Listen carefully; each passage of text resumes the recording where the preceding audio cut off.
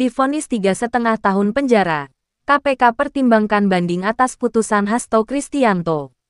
Abadikini.com, Jakarta, Komisi Pemberantasan Korupsi (KPK) belum menentukan sikap resmi terkait vonis 3 tahun 6 bulan penjara yang dijatuhkan kepada Sekretaris Jenderal PDI Perjuangan, Hasto Kristianto. Hasto dinyatakan hanya terbukti bersalah dalam perkara suap pergantian anggota DPR periode tahun 2019 sampai tahun 2024, namun dibebaskan dari dakwaan perintangan penyidikan. Juru bicara KPK, Budi Prasetyo, menyatakan bahwa tim Jaksa Penuntut Umum (JPU) maupun terdakwa Hasto diberikan waktu 7 hari sejak putusan dibacakan untuk menentukan apakah akan menerima putusan tersebut atau mengajukan upaya hukum banding ke Pengadilan Tinggi PT DKI Jakarta. Dalam praktiknya, waktu selama 7 hari tersebut digunakan oleh JPU untuk mempelajari isi putusan khususnya menyangkut pertimbangan hukum dan pidana pokok yang dijatuhkan, kata Budi kepada wartawan. Senin, tanggal 28 Juli tahun 2025. Jika dalam waktu tersebut tim JPU menyimpulkan adanya hal-hal yang perlu diluruskan, maka langkah banding akan diambil.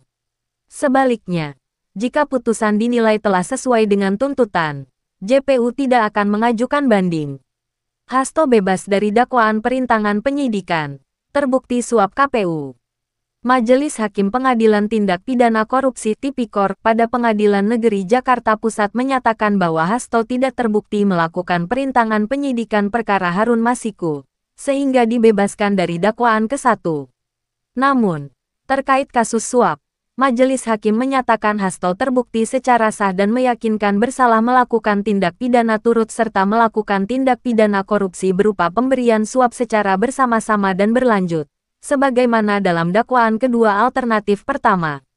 Hasto terbukti menyediakan dana 400 juta rupiah dari total 1,25 miliar rupiah untuk operasional suap kepada Wahyu Setiawan, mantan komisioner KPU. Suap ini bertujuan untuk memuluskan pergantian antar waktu PAW calon legislatif terpilih daerah pemilihan Sumatera Selatan 1 atas nama Rizky Aprilia kepada Harun Masiku.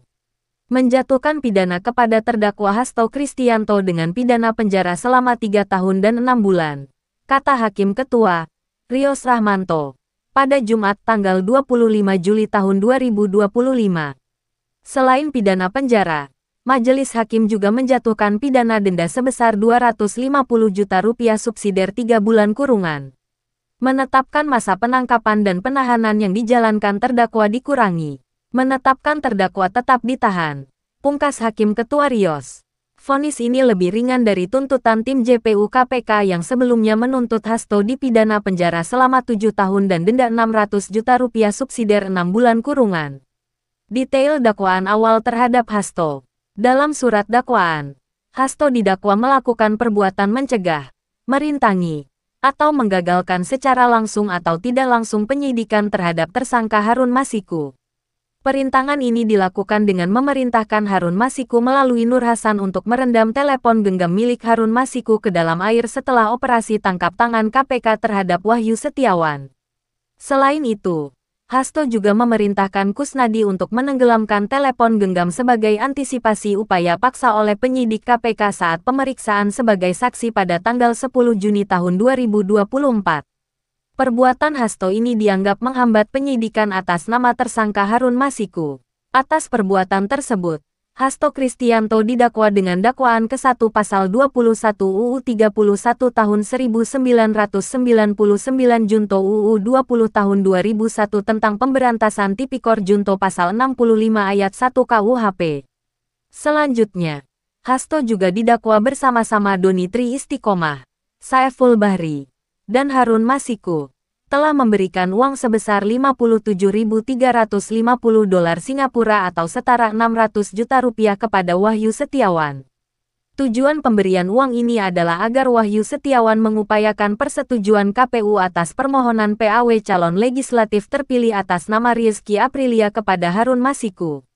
Atas perkara suap ini, Hasto didakwa dengan dakwaan kedua pertama pasal 5 ayat 1 huruf A UU 31 tahun 1999 junto UU 20 tahun 2001 tentang pemberantasan tipikor junto pasal 55 ayat 1 ke 1 KUHP junto pasal 64 ayat 1 KUHP atau dakwaan kedua pasal 13 UU 31 tahun 1999 junto UU 20 tahun 2001 tentang pemberantasan tipikor junto pasal 55 ayat 1 ke 1 KUHP junto pasal 64 ayat 1 KUHP.